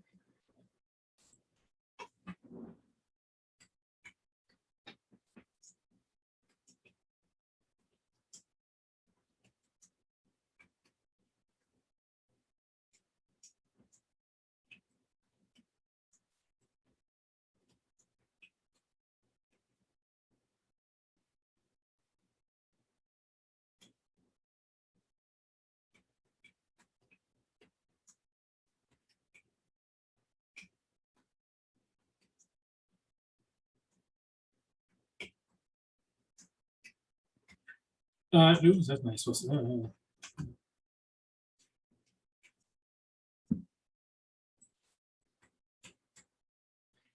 can easily pick the sample. The method does it for you. No random number tables to figure out, randomly. And no standard deviation for the sample size. You don't have to do a preliminary sample to do this one.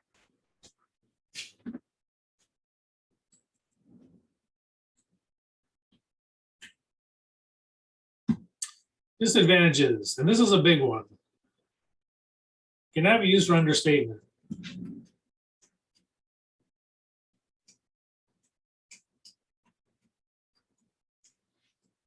So if you have something that would likely be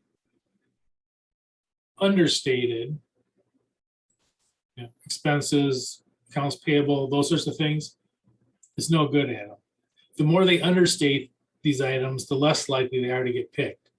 So it does just the opposite of it does just the opposite of for overstatements. Yeah, so it is not good for understatement. So you should not use it when that's likely. And the sample size is not easily expanded. You'll notice that the sample size relates to the interval, right?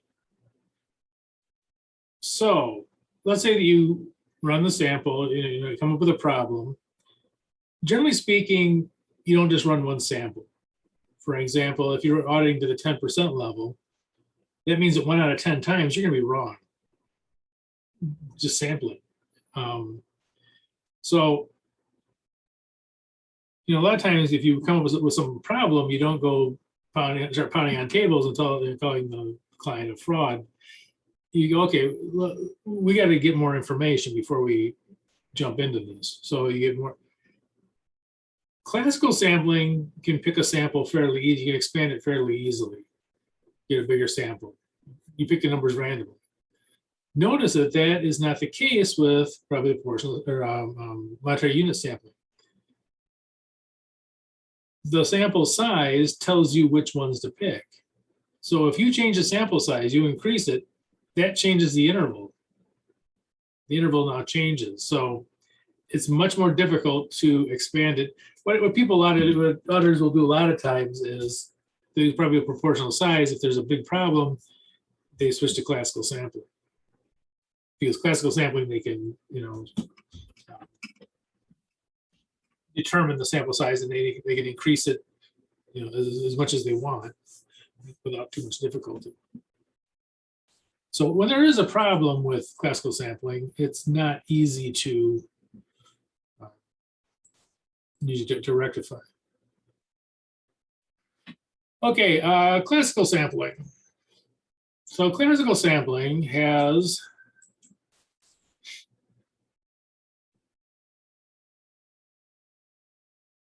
they'll have a smaller sample size with populations that have a higher occurrence of misstatements. So if there's something that's a little more erratic, classical sampling can cover that okay.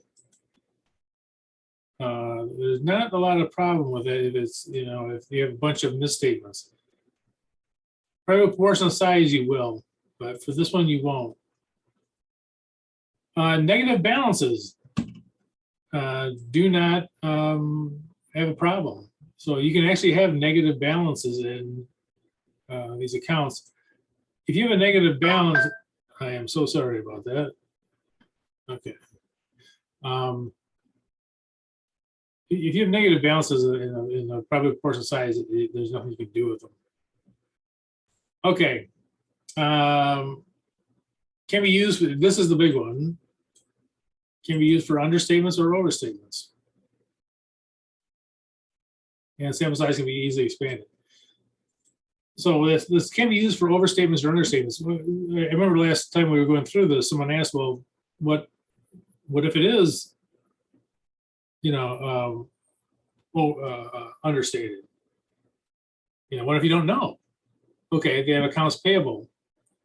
You're not sure whether it's overstated or understated. Maybe they're trying to understate those because they want to look better, or maybe they're trying to overstate them so they look worse, they pay less taxes.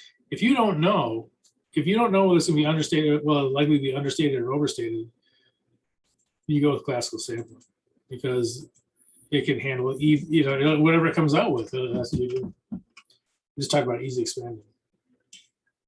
Okay, disadvantages. Estimated standard deviation must be calculated to determine the sample size. Excuse me. So you have to preliminarily go out there and say, okay, what's the standard deviation? And work that out first and then pick your sample. And the second one here, stratification may be necessary, and that's very common. That's where they say, okay, we're gonna pick, say, of the accounts that are more than $10,000, we're gonna pick 100% of those. 1,000 to 10,000, we'll pick 20% of those, and less than 10,000, we'll pick 5% of those accounts. Because the bigger accounts are more material, if there's a problem with one of those, it makes a much bigger difference than, you know, the smaller one. An account for $50,000 being misstated is a bigger deal than one for $50. For $50 is, it couldn't possibly be material for most places. So when you're talking about, you know, the dollar amounts, so they stratify the sample. So you have to do that for classical sampling often, especially if there's a huge variability in the numbers, big accounts, small accounts.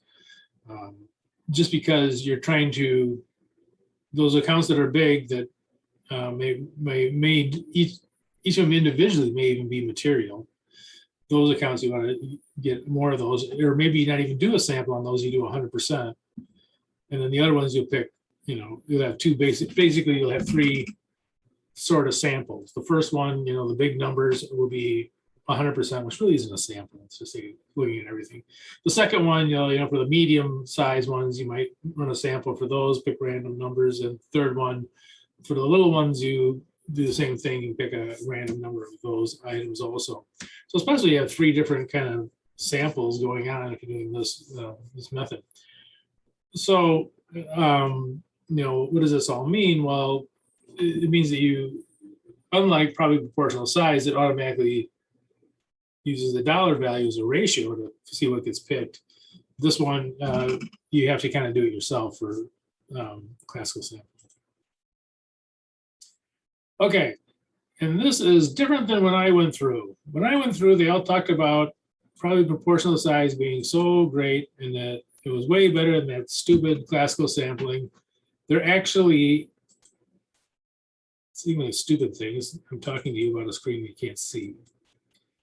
All right, auditing standards do not advocate one technique being better than the other. They're simply used in different circumstances. So again, when I went through probably proportional size, says, hey, this is strictly for auditors, so it must be better. And you know, it's not like that. It depends on what you're trying to sample. And both of these methods are for dollar amounts. And we'll talk about later. We're going to have ones that are for controls. But so these are for the dollar amounts. Trying to figure out if they're materially misstated. Okay. Any questions on that? Okay, well, so here's what we're going to do next week. I think I'm going to postpone the chapter 10, 11 exam until the following week. I want you guys to do the bank reconciliation. And then, so next week we'll do some problems out of that. And then I'll give you guys the chapter 10 and 11. I'm trying to blank here. The chapter 10, 11 exam. And we'll start in on, I think, the last of the sampling ones. And we might go into the accounts receivable. You do accounts receivable or inventory next class. I think about maybe the inventory one would be the better one to do. So anyway, so for next class, we do that bank reconciliation. I'll tell you what, I'm going to put a drop in for probably the monetary unit sampling. And and for the chapter 10, 11 handout. So if you want to do the bank reconciliation, you can see if it balances. If it balances, you can go ahead and turn it in. So I'll put both of those on into the assignments. You can turn those in. And next week we will have our first test, basically. Will be the chapter 10 and 11 test. And yeah, not too long after that. Yeah. You're getting married? Okay. Well, where do we go? Oh, all right. Not a problem. Okay, very So good. for the sampling, when we turn it in, should we do all the ones that we've done previously, including the one that we just did? Or we just submit the one that we just did right now? You do that for the whole handout, everything we do in class, you submit. You get credit for everything. Okay, including the previous sampling that we did, like the monetary sampling, we should do that one too. Because last time I just submitted the one that you gave us, the one that was the homework, but you told me to do the ones that I should include the ones that we've already done. Yeah, you turn in, you complete the entire handout, turn it in. Okay. Yeah. Okay. Yeah, so the monetary, Question. yeah. Is the exam, so it's gonna be after next class, or are you gonna release it, or how does that work for exams? It will be after next class. So you'll post it on Blackboard, or? I send it to your email. Oh, okay. And we're gonna do we'll do multiple choice. I want to do a multiple choice section together that has the actual CPA exam questions on it. I think you learn a lot that way. That's what I'm gonna do with that like that. And you get extra credit points too, but the real reason for doing it is it's kind of used as the CPA exam questions. They have a different kind of wording to them. Yeah, and then I'll send out the exam, and you'll have a week to do the exam. And it'll be kind of mixture of problems and multiple choice questions and that sort of thing. And I'll go exactly what's going to be on it next class, but basically it's multiple choice questions and then essay.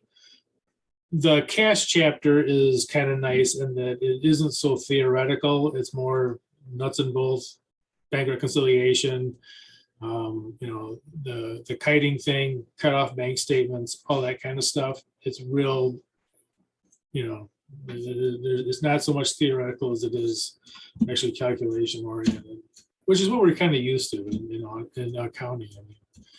So yeah, no exam for next week. Next week, after we go through the multiple choice questions, I will send out the exam to your email account, and whatever form I send you, turn that form in, obviously.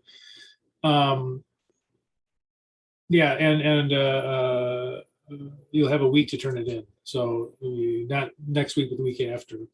And we're going to probably have like 4 or 5 exams in this class. We're not going to have a midterm. We're not going to have a final. It's just going to be whatever the chapters are. And the sampling will be its own test. I'm sorry, and the homework is problem number 11 or letter N, I mean. Yeah, letter N. I don't know how to number things. Bank rec N. And you'll have one of those. I'll guarantee you'll have one of those on the test. Just because if you hit it on the CPA exam, it could be in the FAR section, it could be in the auditing section. So it's bang for the buck, a good one to know. So that'll be on the test. And so do the N. And again, I'll make a drop for it. So if you work it through it and it balances, if the corrected balance comes out to the same, it's likely you did it right. And you can just go ahead and turn it in. We will go over it next class, and anyone has any questions on it, we'll go over it, but give it a shot. It's likely that it'll be, even if it isn't exactly that problem, a lot of times there'll be multiple choice questions that are like that. What are the outstanding checks for March, or whatever it is? So it's not a bad one to know anyways. Yeah, and it could end up on two different sections of it. So. All right. Any other questions on that? So I will put a drop for monetary unit sampling and for the chapter 10 and 11 exam. Scratch that. 10, 11 handout. Those will be in there, so you can submit those. And we'll wait until next week and we'll have the chapter 10 exam, multiple choice questions related to it next week. So no exam for next week. No exam for this week to next week. Next week you will have an exam. They'll send out. I made things worse now, didn't I?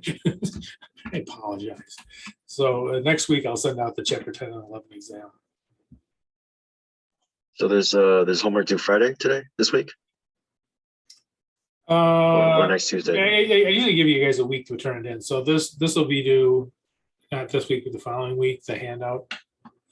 And then monetary unit sampling will be due on, I'll tell you right now.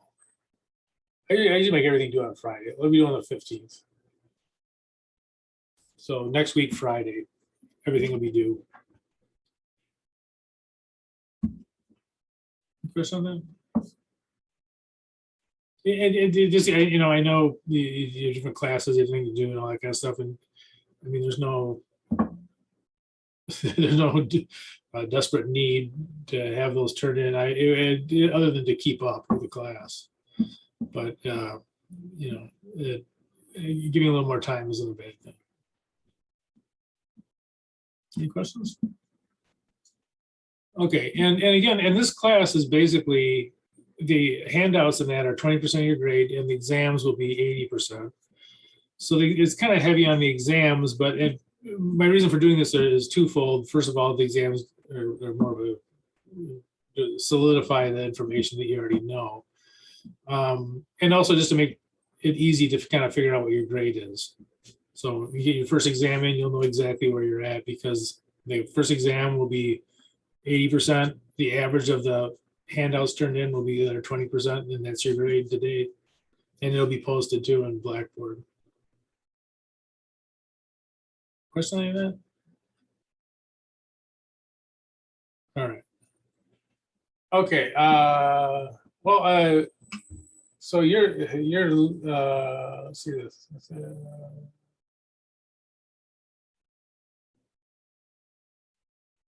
Now, are you having a Halloween wedding? Isabel? Yes, Yeah. it's actually a 2-day, the 30th and the 31st. So yes. Oh wow. Okay, that's good. No, I'm gonna tell you something. Don't have them throw candy corn. Okay. Candy corn being thrown from like 10 feet away is like getting hit with a handful of gravel. That was that one that turned ugly. Yeah, so don't have them throw candy corn. All right. Yeah. Okay. Well, yeah. Well, that's great. But we'll there's no problem with it. There won't be a problem with getting stuff in. Any other questions? Okay. Well, I will see you guys and do problem N, the bank rec, and I will put the I'll put the submit in right now before I leave this desk for the chapter 10 and 11 handout and the monetary unit sampling. Okay, guys, I will see you next week. And if you have any questions, feel free to ask me too. That's not a problem. Okay. What am I doing here? I'm ending this.